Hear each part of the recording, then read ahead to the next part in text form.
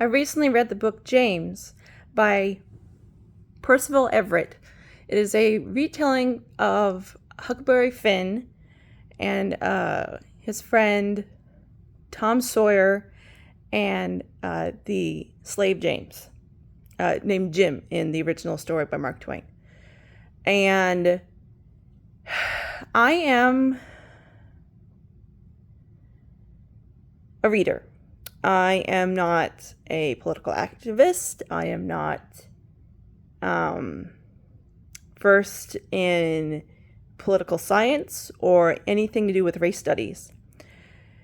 From what I read and what I understood, because I read it I just finished reading it, it made me feel very sad for what had to have been a terrible life for most Black African slaves in America.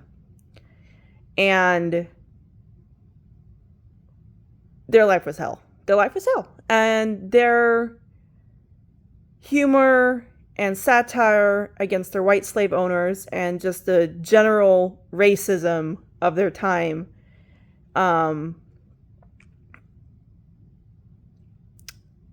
it's hard. It talks about religion, and it talks about how can God let suffering happen on a day-to-day basis, and if there is a God or if there's not a God. And it has a lot of echoing for today's time. And I'm thinking a lot of thoughts about how people who can do things in the name of God can be the most cruelest, most uncompassionate people in the world. And to say that it has a lot of echoings for today is an understatement. And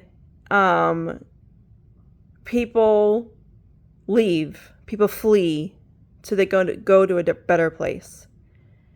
And I'm thinking about how I'm in July now, when we recently had the holiday of Juneteenth, as it's called, and how it took over 2 years for Union soldiers to go to Texas to strong arm the Texas slave owners and say, you have to let these people go, because they did not announce or free their slaves, even though the Union said they had to. And so Juneteenth celebrates the announcement and forced freedom of those people. And there will never be enough reparations. There will never be enough. And there should be reparations.